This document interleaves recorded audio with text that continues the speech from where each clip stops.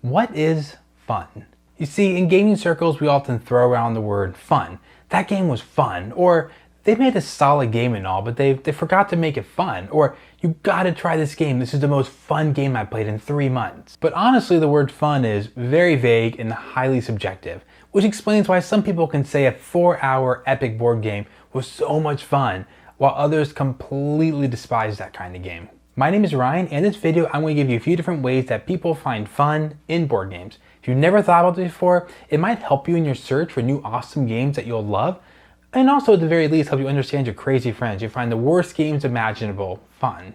First up here we have silly, funny fun.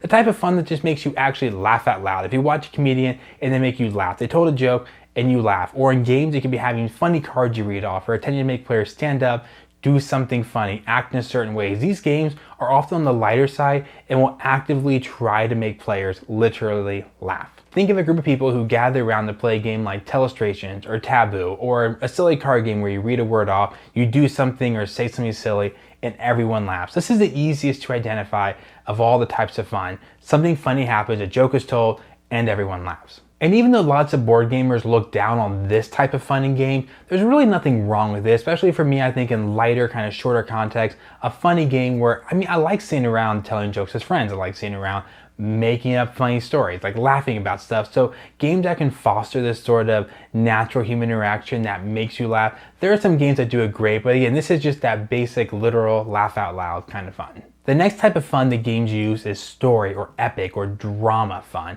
The type of thing that you're interested in the arc of the game. Like imagine a movie where you're curious how all the plot lines are going to work out, you're curious who's going to die, you just want to know how this all is going to work out in the end.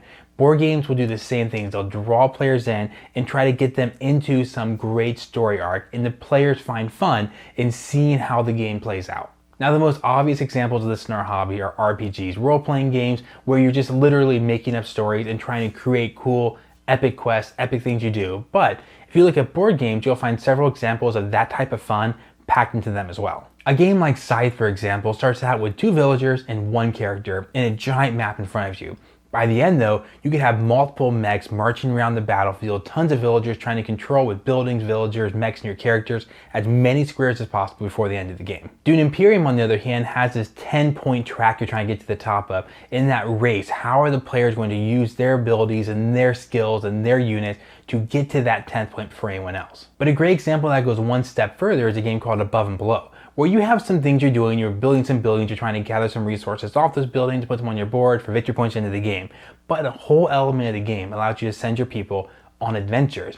And these adventures are really fun. They're fun little stories where, yeah, you could say, okay, clearly the smart thing I should do, I come across an old man in a cave. Clearly the smart thing I should do is help him. But you know what, if we join forces with him and go fight the goblin, we might get a big reward, and you're like, ooh, it's kind of like a choose your own adventure. Do I want to fight a goblin, or I just want to kind of let's join forces with this old guy and try to take down this goblin? So that story that really draws you in. By the end of playing Above and Below, you have like not only a board and some resources and stuff like that, but you also have the stories that your villagers win on, like the adventures they went on throughout the game. Now, you often see this type of fun incorporated in board games in very mild ways, maybe through ways of like great art or some cool miniatures or some cool set pieces around the board. Everdell is a really good example of this. Everdell has a big tree, which for gameplay purposes is basically worthless, but it helps people get in this zone of, oh, we're woodland creatures, and you start out by trying to build up your little city in the woods, and you know it has a very thematic look to it. By the end of the game, you feel like you've accomplished a lot. You've built up an entire,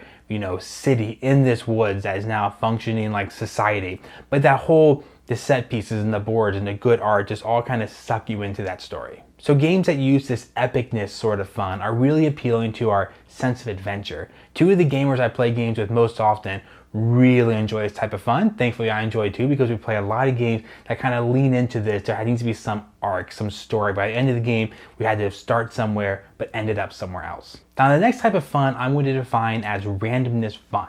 Now, lots of people I know right away said, no, randomness is not fun.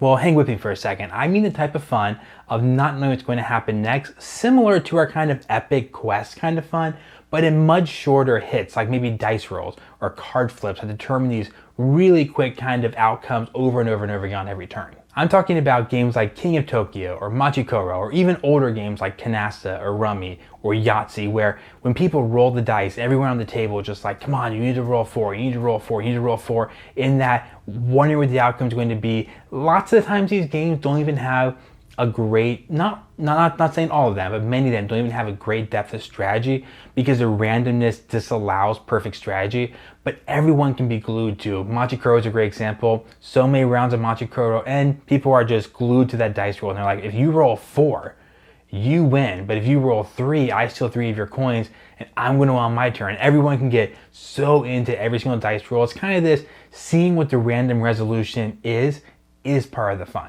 So it falls into its own category. It's definitely not silly fun. It's not like ha ha, laugh out loud kind of fun.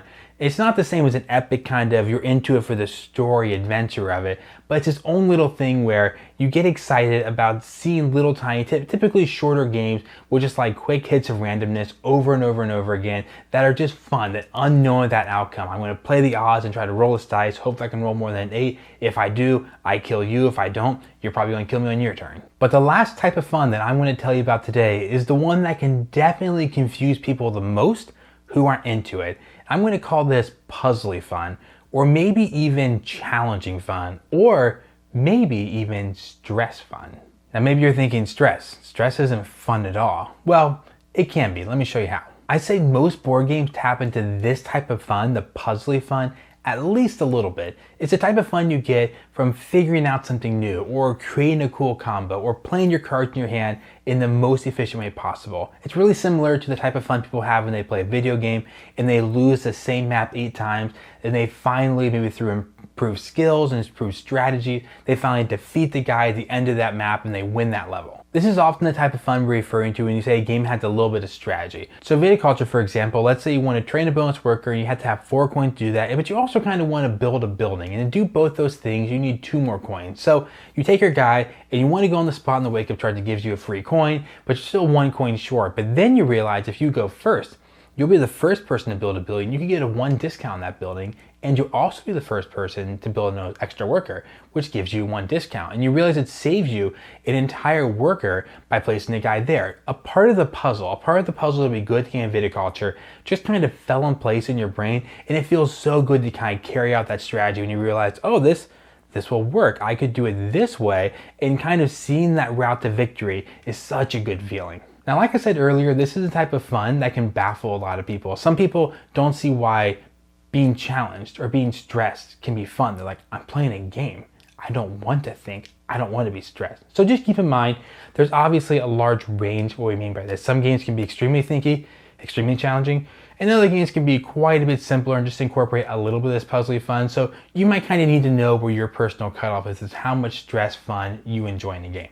Now, typically great board games do not use only one type of fun. They do not only pick one of those 4 types of funs I just gave you and 100% commit to that, but they find a way of incorporating all of them, and determining whether or not you like a game might kind of be knowing what blend of game you prefer and then what blend that particular game uses. I mentioned Scythe earlier in the category about epic fun, kind of an epic story, that the game is so big and powerful when you play it, but really Scythe fits mostly into the puzzly fun category. It's very thinky, trying to figure out the best, most efficient way to do your things, but it also has that epicness kind of fun with it as well. But I would say it's primarily a puzzly fun type of game. I love the game Kitchen Rush. It incorporates a whole bunch of this like silliness, kind of crazy fun. You're cooking things in the kitchen, people are yelling at each other, trying to get things done.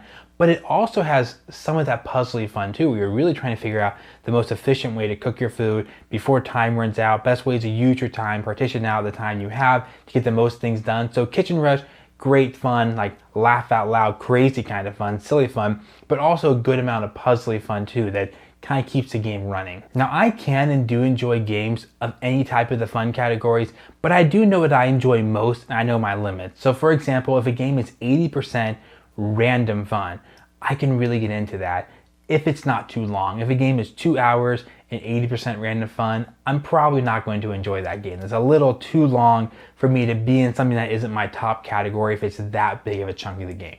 So take a second here and think about a game you love, or multiple games that you really, really like, and ask yourself, why do you like them? Are they appealing to you because they kind of draw you into a story? Do you like them just because they're silly and make you laugh? Do you like them because the randomness and craziness of the next dice roll? Or do you like kind of trying to figure out the puzzle, figure out the engine, and make the game work? Let me know down in the comments what your favorite type of fun is, or also if there's a category or a subcategory of fun that I didn't really touch on in this video. I'd love to hear that as well. This is the way I kind of view games, and I can fit most games, most types of things in games into one of those 4 categories. But I'd love to hear other people's thoughts and opinions. You've kind of thought through what type of things appeal to you in games, or what kind of categories fun can fall into for you. And that's all I have for you in this video. Of course, subscribe to the channel if you want to see a lot more videos like this. Also reviews of games and tons of playthroughs, some solo, some group playthroughs. See ya.